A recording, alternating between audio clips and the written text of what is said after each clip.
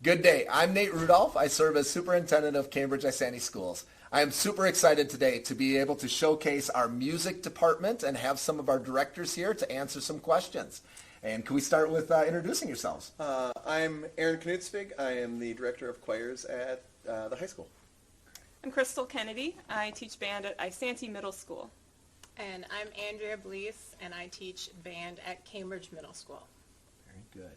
Music is such an important part of our culture and our educational experience. And so it's been an interesting 2 years as we've gone through the pandemic, and our students have learned music in interesting ways. And so can you tell us, it's been about 700 days at least since our students have experienced concerts and our families have experienced concerts with live audiences. So I know some of you have some that you have just performed, and some had performed before, and some are waiting to perform. So can you tell us a little bit about the experience and how it pertains with without an audience and with an audience?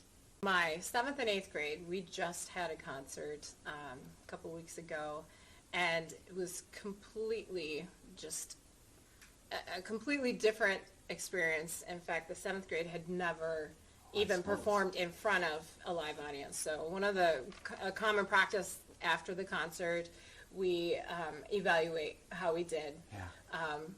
And one of the things that I asked is, how did you feel that night?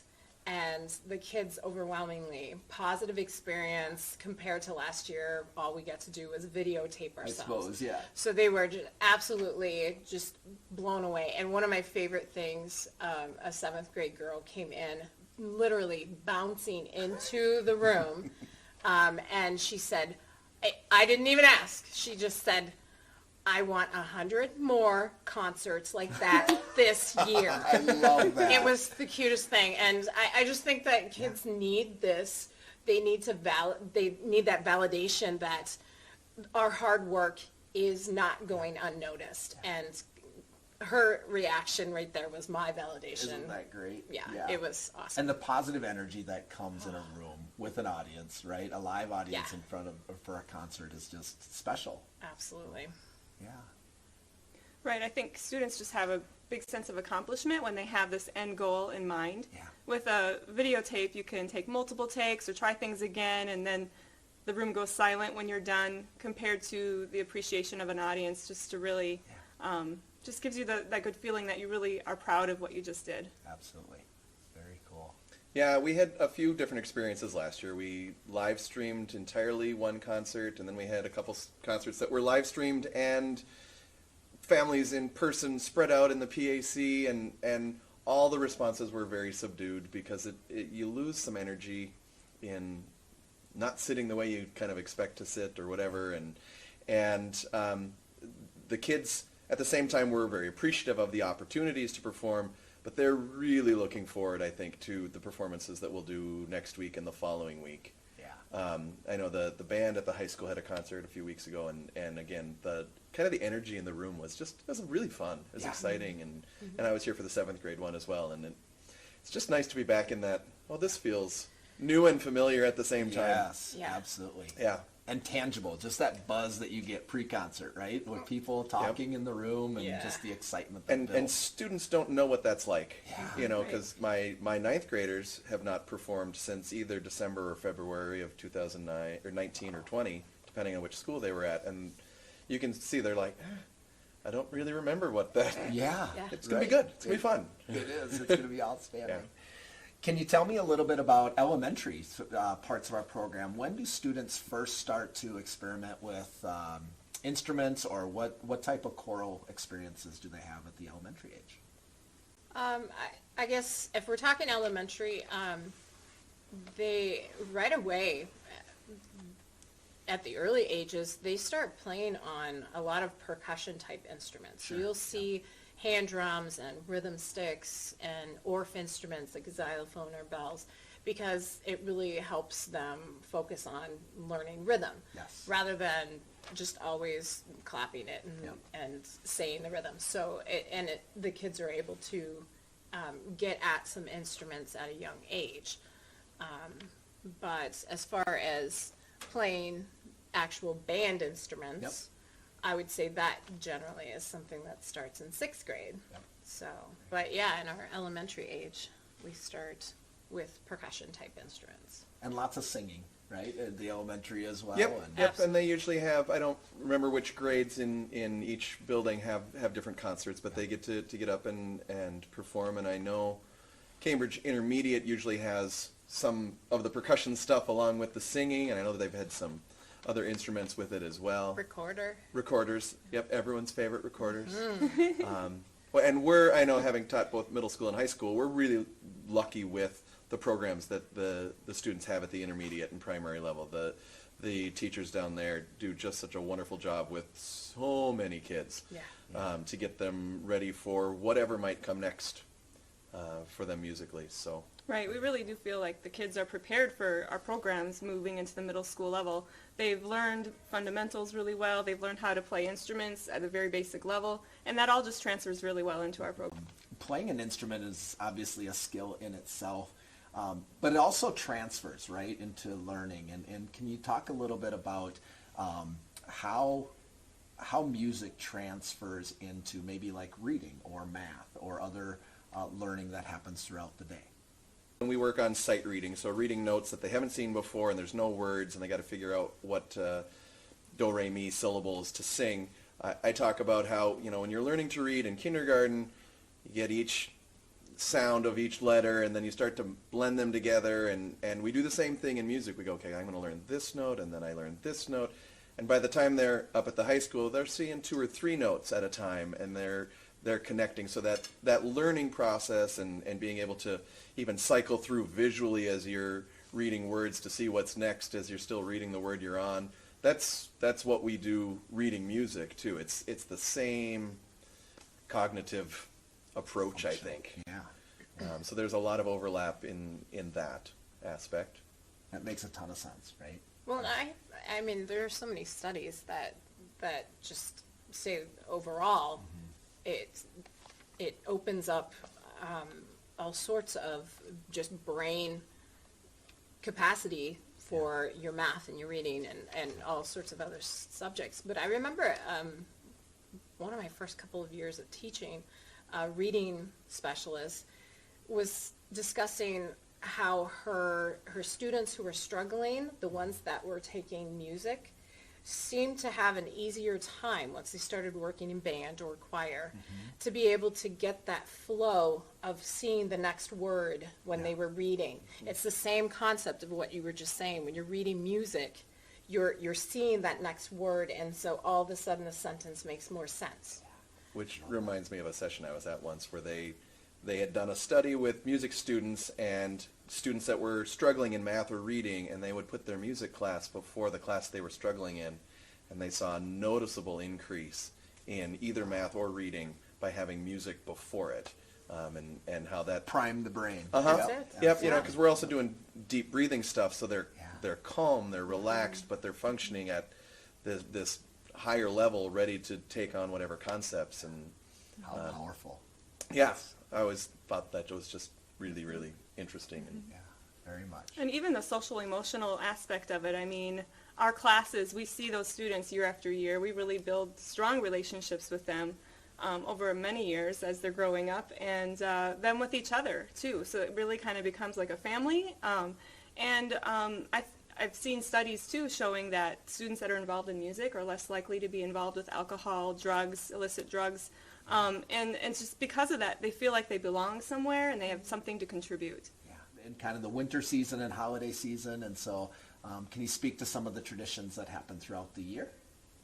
I guess a couple of things. Our 8th grade every year goes up to the high school and works with the top groups, symphonic band and concert choir, and a couple of your the ninth grade groups sing as well because they're a different mix of voices. Right.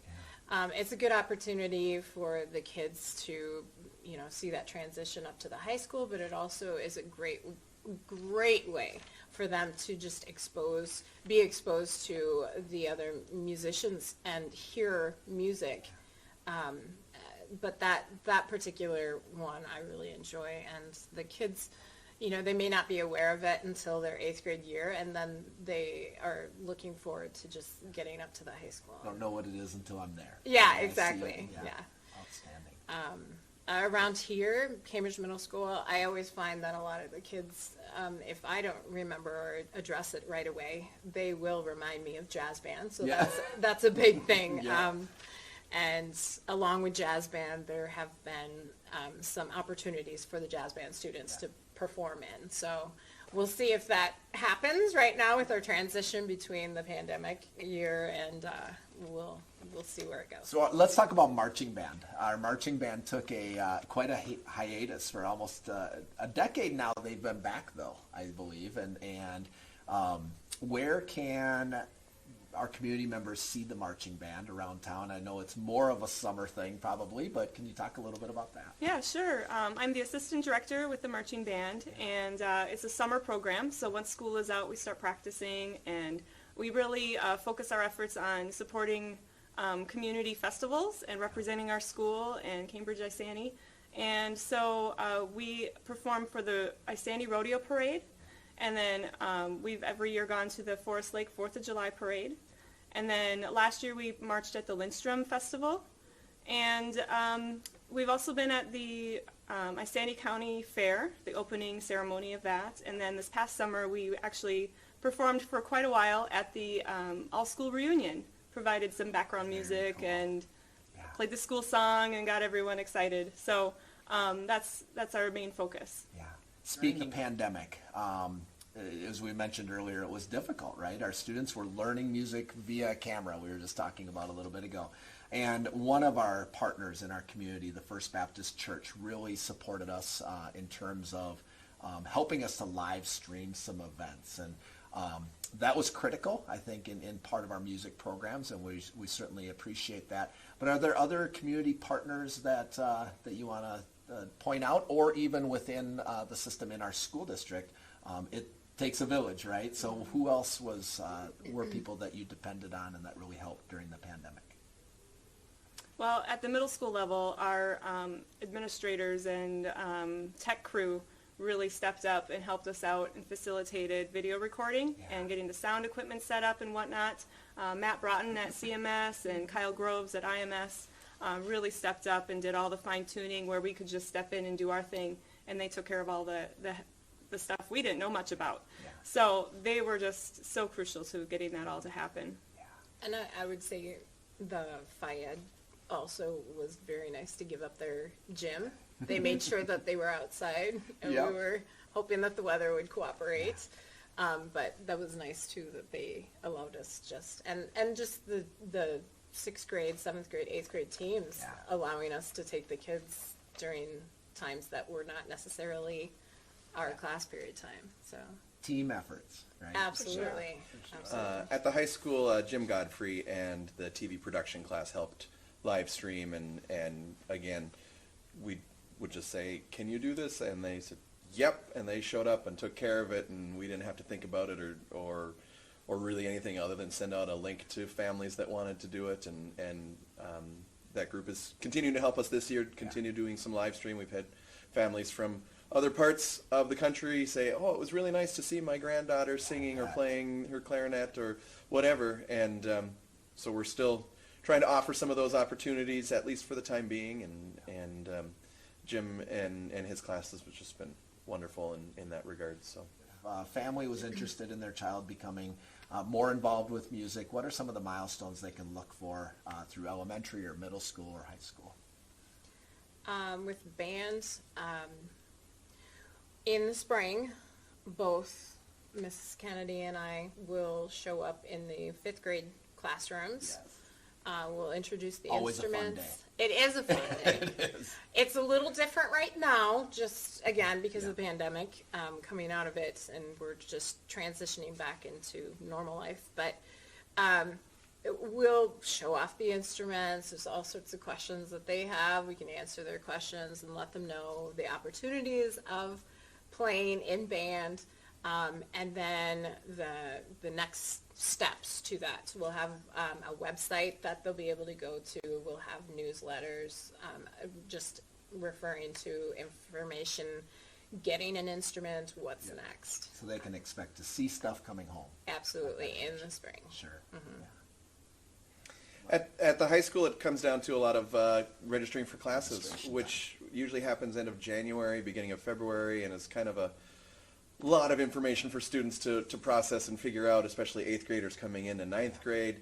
And so we have, the course guide that talks about all the classes, but I stress to students, we were actually talking about it earlier today with one of my groups, that when we get to that process, if it's looking like you want to keep singing, you want to keep playing in band, and your schedule looks full, come talk to us. Let us help you, because there are ways that we can make sure that if you want to keep singing and or playing in band, because one of the nice things in our district is you can do both all the way through high school, that you just sometimes maybe need a little help, and that's what we're here for.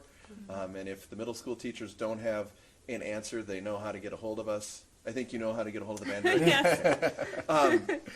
That we do want our numbers to keep being what they were before the pandemic, and when they didn't have the opportunities to perform. We have seen a dip, so we all are trying to be pretty proactive and say this is a good place to be. Yes. We have a lot of fun. We have a great time with our concerts, and so when we get to registration time, we try and push hard. And Very good. yeah.